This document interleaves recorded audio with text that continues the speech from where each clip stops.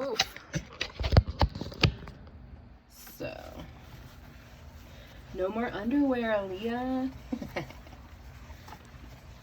I got a napkin.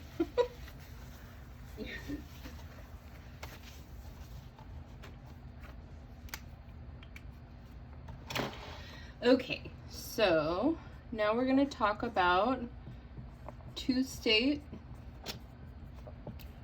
gas law problems.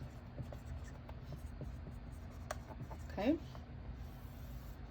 So, what a two-state gas law problem is you have an initial condition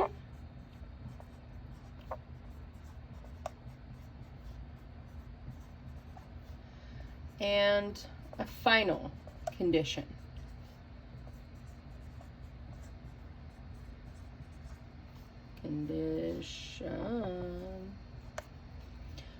With one variable changing. Let me say this. I'm going to start over. With two or more variables, oh my God, changing.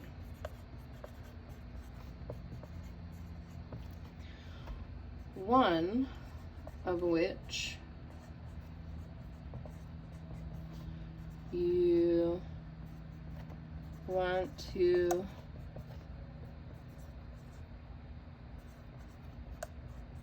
solve for,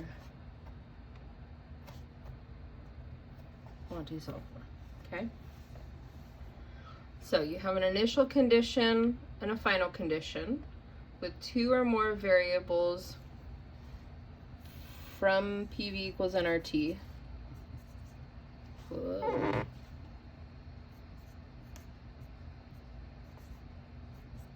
Right? So we're talking PV, N, or T. So, how do you know that you have a two-state problem?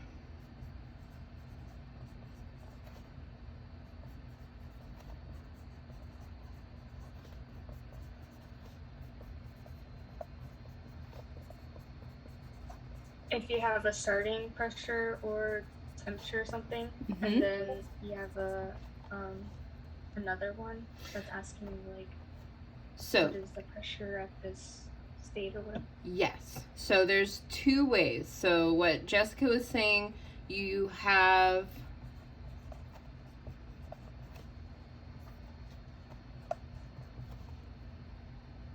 two of some variable. What do I mean by that? So maybe pressure 1 and a pressure 2, or a temperature 1 and a temperature 2, right? So if you're given two of a variable, right, that's an indication that you're dealing with a two-state problem.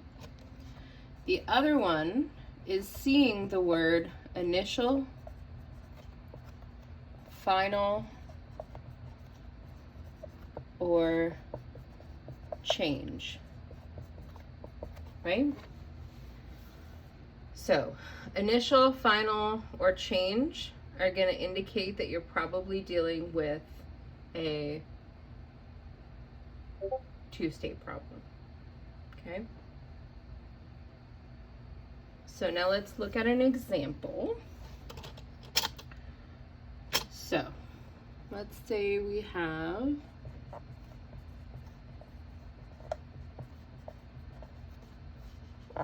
actually, I'm going to start over on the other side. Is everybody done writing here? Can I flip it over? I'll give you a minute.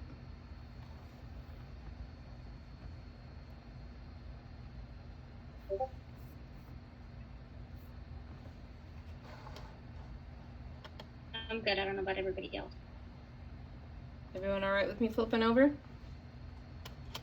Yeah.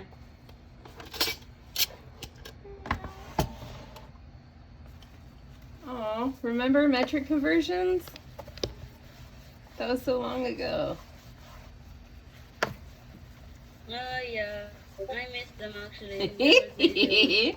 You never thought you would, but now you do. Ugh, God, this marker. What is it? Is this gonna help or make it worse? It did nothing. Okay, cool. Good.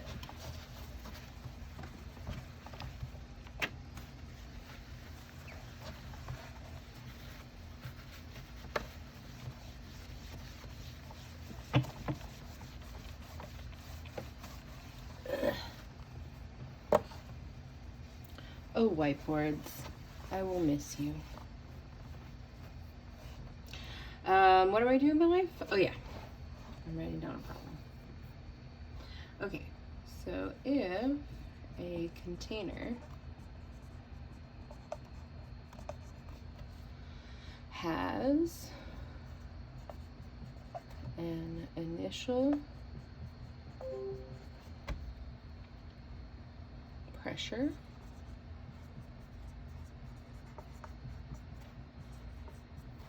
of 768 milliliters of mercury at a temperature of 26.7 degrees Celsius, what would, oh my god, you guys, you know when like a really simple word just like evades you in terms of spelling? Would just did that to me. Would. English language is real dumb. Would the new temperature be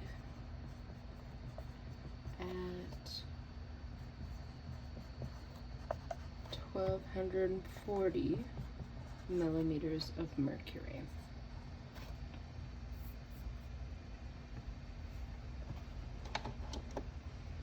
Okay. So, let's just get a little practice in here.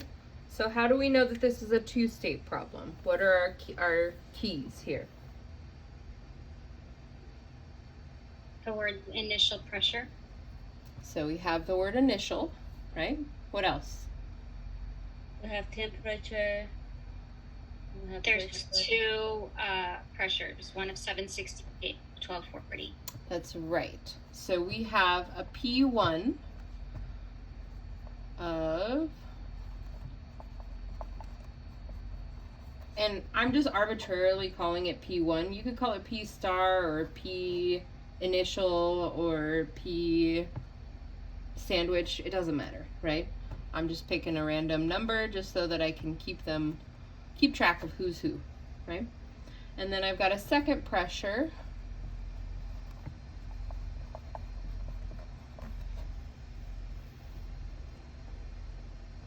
you call it the new pressure,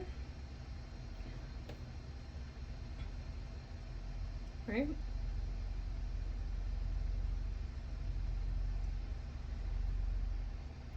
And does the temperature given belong to the initial condition or the new condition?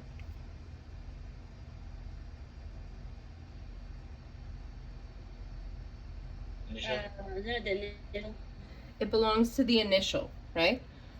So I have my initial temperature is 26.7 degrees Celsius.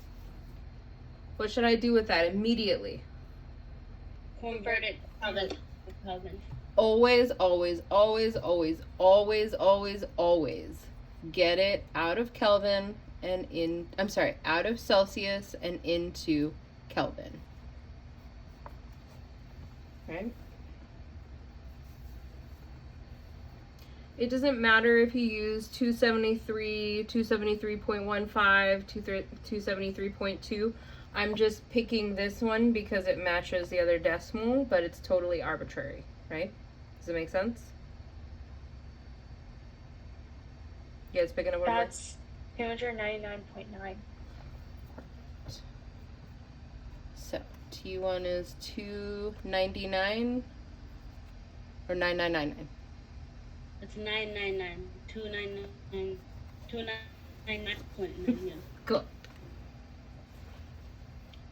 And if you didn't put the 0.2, it's only 299.7. That's fine. Yeah, totally. Totally. And now what the heck is this problem asking us for? It's asking us the new temperature. New temperature.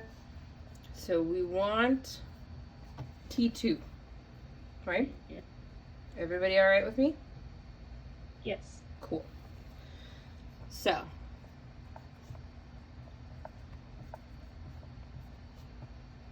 what we need to do first is figure out which of these variables is changing and which is not changing. So, is P changing?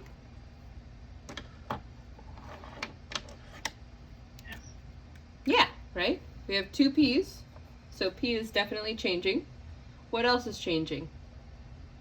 When you The say temperature. changing, Professor, I'm Yeah. sorry. When you say changing, Mm-hmm. in terms of what? Again, I lost So we it. have an initial condition, right? Yeah. And we have a final condition, right? All of Yeah. the variables in PV equals nRT are not necessarily changing, right? We're holding Yeah. some of them constant, and that's why they're not given to us, right? If they were to change in our condition, then they would be given in the problem. Does it make sense? Okay, I got it. Yeah, great question. Wait, I just have one more question. Yes. Shouldn't we have converted the pressure to ATMs right away also, or no?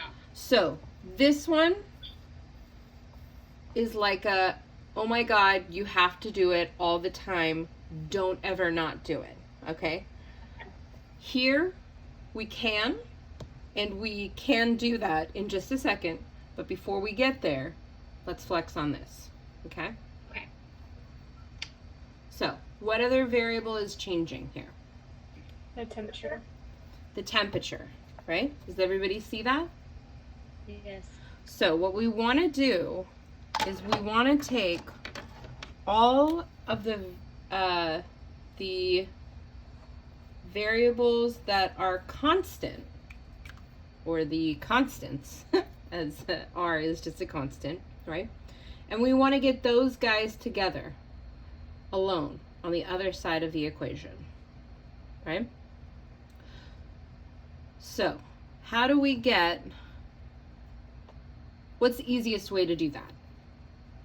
Isn't it divide the dividing the NR by T? No. So we can divide NR by T, right? Whatever we do to one side, we have to also do to the other side, right? This gets rid of T over here and gives us P over T, sorry, PV over T is equal to NR, right?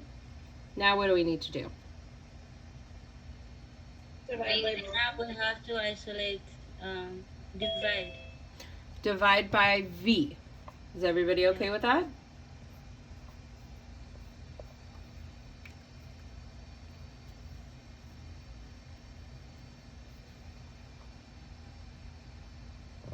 I'm just going to erase it. Make it simple. Everybody all right with me? Yes. Perfect. So, if we know that this is constant, right? Sorry, you can't see that. If we know that that's constant, then we know that whatever our initial state is, it must also be equal to this constant. Our second state, or our new state, or our final state, must also be equal to this constant. Right? So our initial condition and our final condition must both be equal to this constant. If two things are equal to the same thing, then they're also equal to each other, right? So if A is equal to 1 and B is also equal to 1, then what can I say? A equals B. That's right. A equals B, right? Everybody tracking live? So I can cut out the middleman here.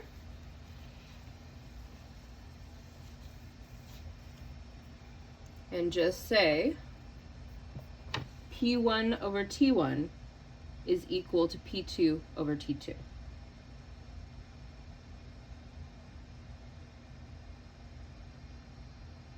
I'm still confused. Yeah, I'm kind of. It's the A, B, A that threw me off. So what we're using is this property of mathematics, right? Where if A is equal to 1 and B is also equal to 1, then A must be equal to B, right? So forget about all those variables, right? We know that this is just one big constant in the middle, right? Whatever that constant is, both of these must be equal to it, right? Because they're the same system, right? And so these constants are not changing when we go from the initial state to the final state, right? Does it make sense? Yeah, I get that now. So, everybody okay with me here? So let me just rewrite so we can simplify, right? Is everybody comfortable? May I erase? Cool. So, what we have, P1 over T1 is equal to P2 over T2, right? So now we want to get T2 by itself,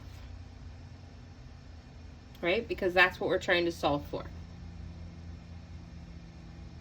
So then you want to multiply the P2 on both sides. So we want to multiply T2, right? Does it make sense? So this cancels.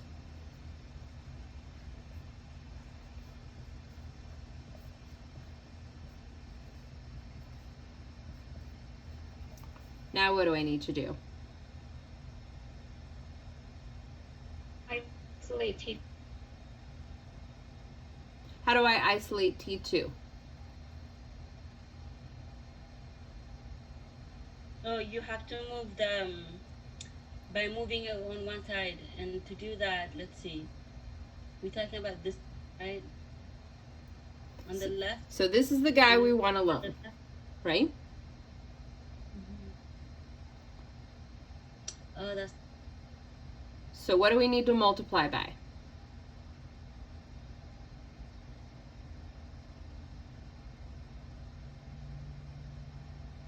Isn't it by P2? No. No. T2. By P1? So we need to multiply both sides by T1. You guys see what I'm saying here? I'm so lost. Yeah, because multiplying it by T1 will cancel out the T1 on that one. Exactly. We're trying to cancel out T1, right? So now we have T2 P1 is equal to P2 T1, right? So now how do we get T2 alone? Now you want to divide the P1.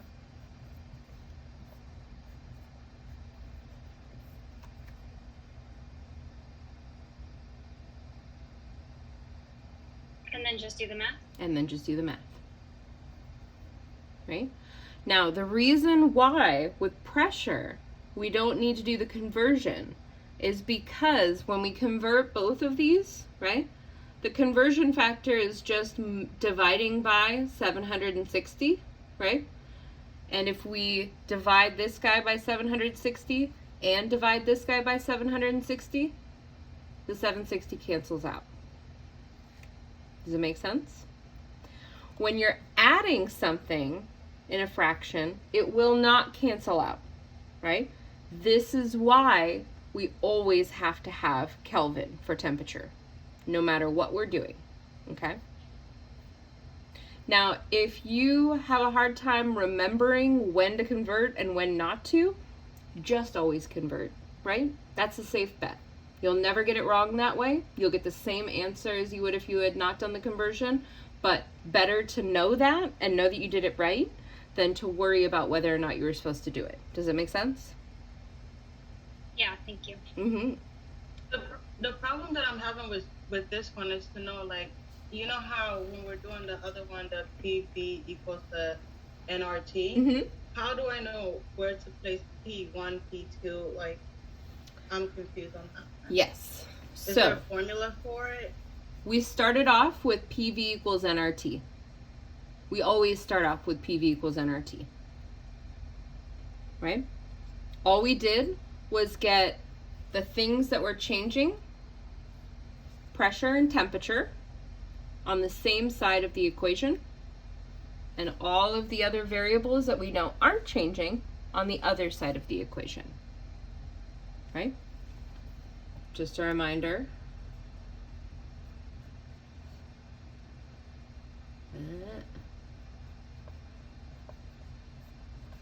This was what that looked like, right? Just PV equals nRT, right?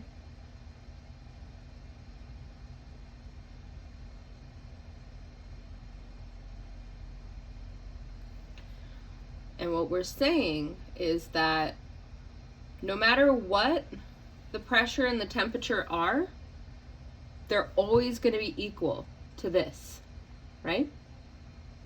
So if we change the pressure, we also change the temperature, right? But whatever that new pressure and temperature are, they still have to be equal to nR over V, which means that the ratio of pressure over temperature has to be equal no matter what the pressures and the temperatures are, right? So the numbers will change, but the relationship does not, right? The ratios are still equal to each other. And that's what we're using to solve the problem, right?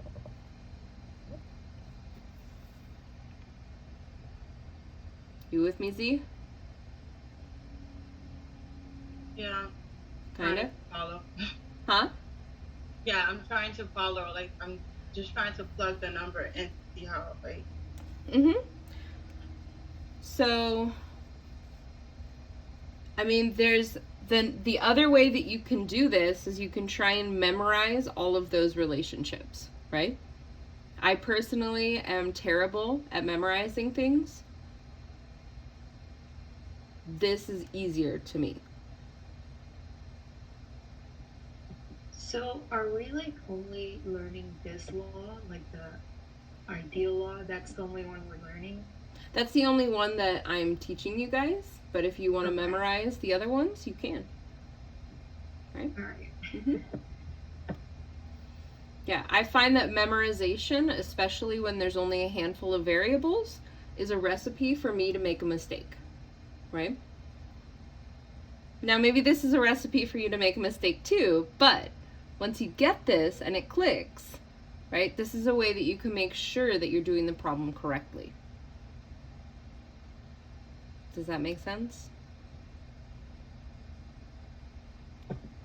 Yeah, it's good to know that like we're always going to be starting with the PV equals nRT for Yes. these type of questions. Yes. So even though it's a particular kind of gas law problem, right? We're still using the ideal gas law, right? That's always what we start with. Yes. Can we plug in the numbers so I Mhm. can see it with the numbers? Yep.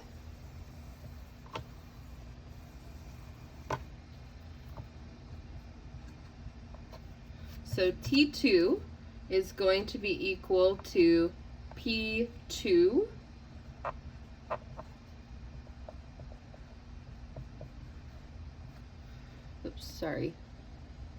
Divided by the 760. Times T1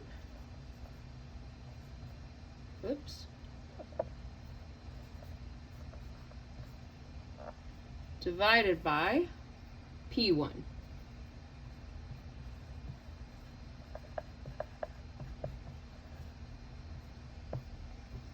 Right? Millimeters of mercury cancel with millimeters of mercury, right? And so we end up with units of Kelvin.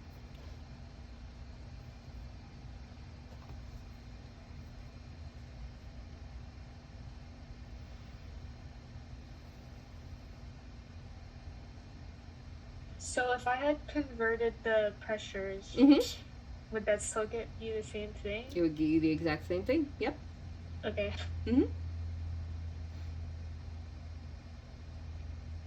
I mean, you can do this for yourself, right? This is a great thing for you guys to be doing on your own when you're going through these problems. Check that kind of stuff, right? So, what do you get when you do this one?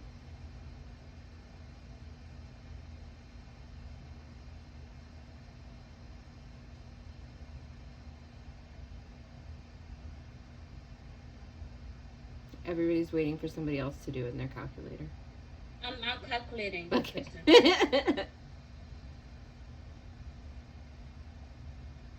I don't know if I did it right, but I have like 444.2. 444.2? Yeah, 0.21. Anybody else know? I got 484.21. I got the same thing as Jessica. Yeah, I got that too. Same.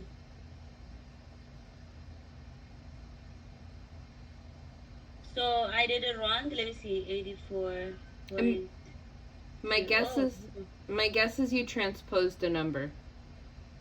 Do you know what I mean? Transposed? You flip them. Maybe you did 786 instead of 768.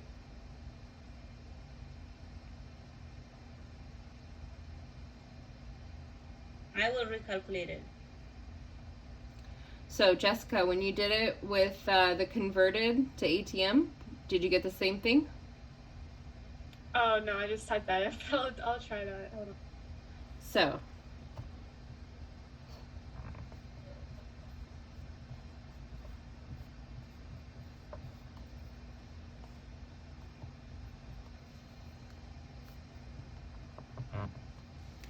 yeah, with the conversion, it's the same answer. I got 484.2. Yeah, I got what you got. Perfect. cool. So this gives us 1.63 ATMs. Yep. And The other one's 1.01. 1.01 ATMs when I convert this one, right? So Yeah, I got the same answer. yeah. So 1.63 atmospheres times 299.9 divided by 1.07 atmospheres, right? Still gets you the same thing, right? And this is the two-state problem. Correct. So, So the new pressure that is given is going to be the one that is P2. So it's always going to be the new variable given times the temperature or whatever they're looking for. But the one that is given, a new one would always be on top. no. Yeah. So you're trying to simplify the process of getting the equation, and that's not possible. I'm just right? trying to find a way. I know, and I'm telling you, you got to work through this step by step, just like I did it. There are no shortcuts on this one, right? when you did the atmosphere one, Yes. the 1.63 atmosphere, and then the 1.07 on the bottom, I got 456.85. Same. That's because you rounded here.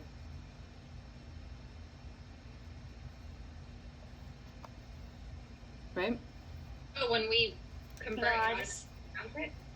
Here, these numbers are rounded, Okay. right? I got So- for 768 was 1.01.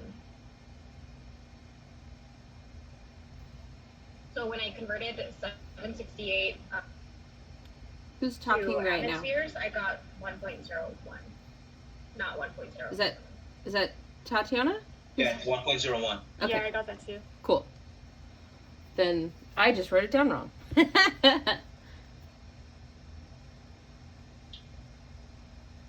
When do we round off on the for the ATM Doesn't matter. decimal? It doesn't matter. So again, this is one of those areas with rounding. You're gonna get rounding errors sometimes, and that's fine. I'm not gonna mark you off for that, right? That's what I was talking about, Angelica, with that one problem you were working on. That's totally common. So getting 0.332 instead of getting 0.327, basically the same answer, right? Just rounding error. Yeah. Coolsies. All right, can I show you one more thing and erase all of this? Wait, Professor, Yes. I was gonna ask you, how do you get 1.63 ATM? So I divided 1240 by 760. 760 is the conversion factor that gets you from millimeters of mercury to atmospheres. Okay, so then why do you have like 1.01 ATM on the bottom? If you divide 768 divided by 760, converting 768 from millimeters of mercury into atmospheres. Oh, okay, I forgot we had to. You don't have to. That's what we were just proving here. Okay, got it, thank you.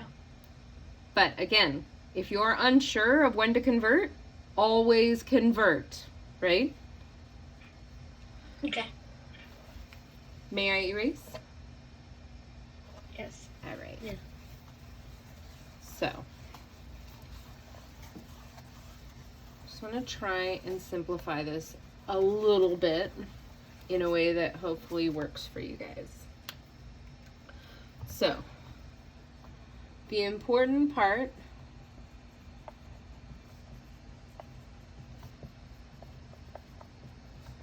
of finding the correct equation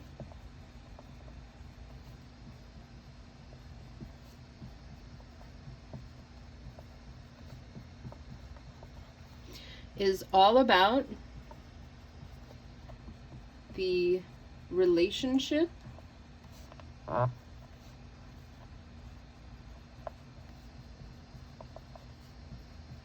between the variables.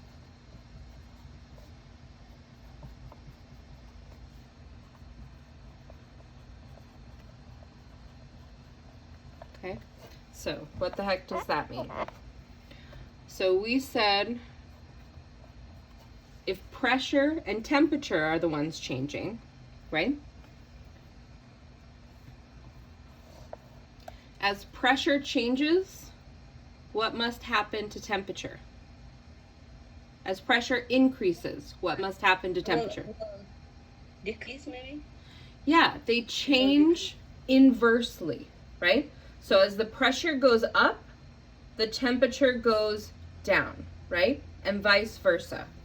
Does that make sense? You guys picking up what I'm laying down here? Yes, so a change of one will affect another, basically, right? Exactly. So, if you're looking at another type of problem, let's say you have volume and temperature are changing, right? let's look at the relationship between volume and temperature.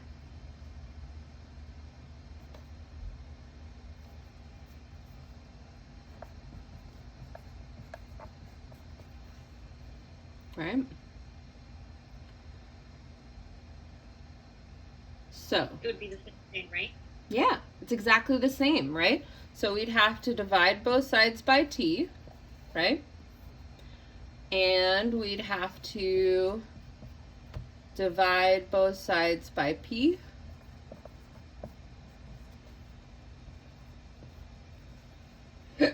Excuse me. Right? And so what we'd see is that volume and temperature are related in the same way that pressure and temperature are, right? Is this helping to kind of get... Where did you get the V over T, Professor? I follow you up to here, where you divided by T. Divided by T, and then I divided both sides by P, right? So I'm getting P out of here and over here, right? Okay. What about volume and pressure? How are those related?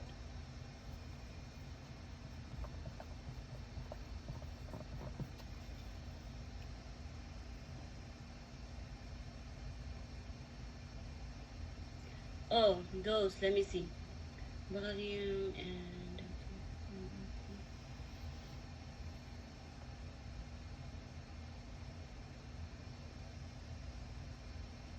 Do you have to do anything because they're already together? Exactly. Right? So we're trying to isolate PV? Mm-hmm. No, they're already isolated, so you wouldn't need to do anything. No, Yeah. that's what I'm just Yeah. overthinking. But what would the relationship be So, between them? where these guys change together,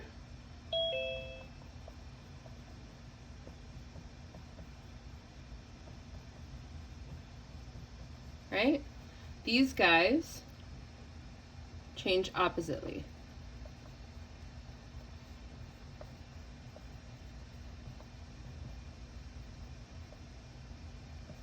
Oppositely? Is that a word? I don't know. It Whatever. is now. It's fine. It's fine. You guys know what I mean. Right? So, let's just say that nRT was equal to 1, right? Doesn't matter. So, if I double the pressure, what has to happen to the volume?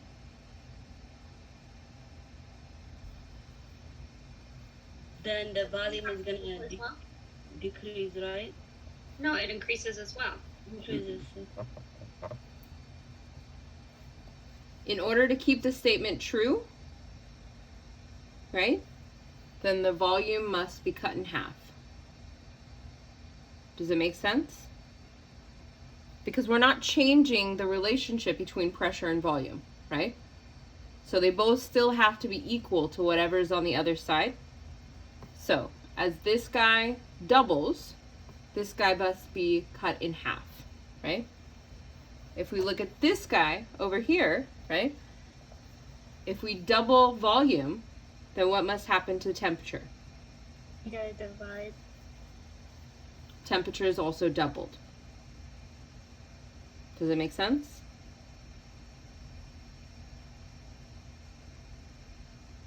You guys picking up what I'm laying down here? So when the volume is double, the temperature is also double, right? Mm-hmm. Okay, but then when we work over here, that's what kind of throw me off. So when Same we did here, the pressure right? over temperature, we said that if our pressure is high, right, our temperature decreases. Did We said I that somewhere? did I flip it around?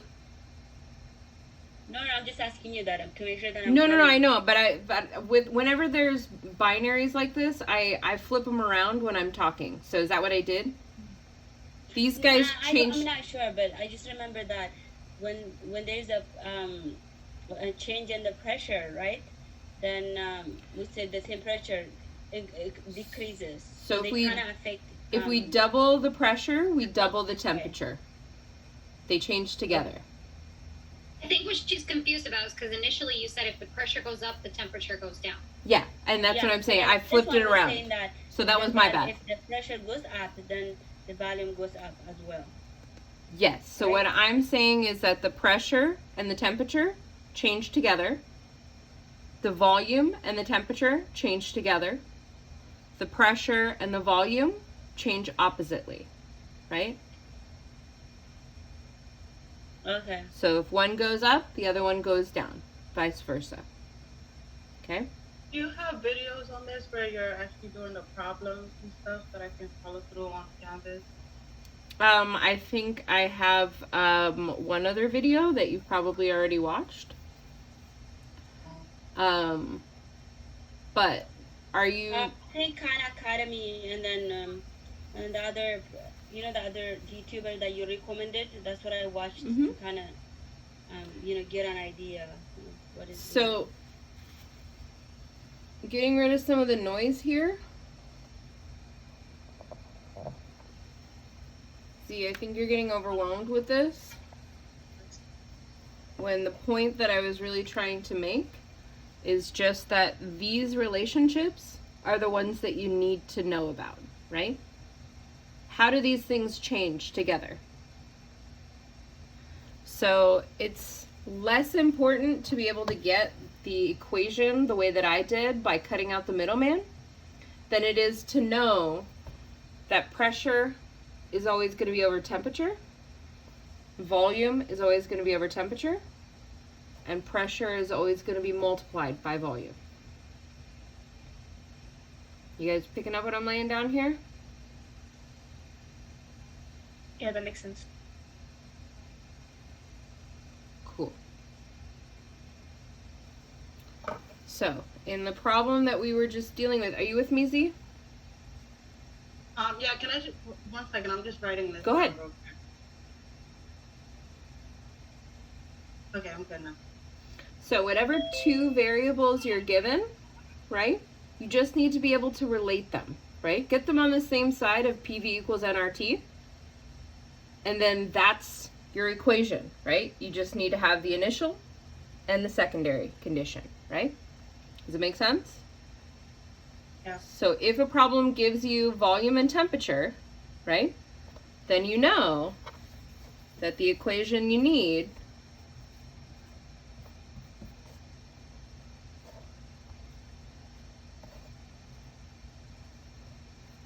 is going to look like that, right?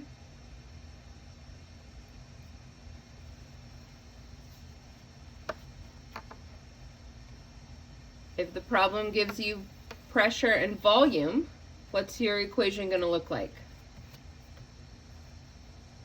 What was the question? Sorry. It's gonna be PV. So you would have P1 V1 is equal to P2 V2, right? Mm-hmm. Does it make sense? Yeah. So let's say you have one like in the homework where you have 3 variables, right? May I erase this? Yeah. So let's say you have pressure, temperature, and volume, right? What should we do with that? Where do we always start? It's not that we start with what we're given. Before that. PV equals nRT. PV equals nRT, right? So, how do we get all the variables that are changing, P, T, and V, on the same side of Dividing V into PV. So, right? So, our equation would be P1 times V1 over T1 is equal to P2 V2 over T2, right? oh, okay, I see now. You seeing Alright. it? Yeah, I see it I now. think if you see enough of them, it makes sense. Now, let me tell you the number one mistake that I see students make. When temperature is what you're solving for, and it's in the denominator, students almost always will do the algebra wrong on this, right?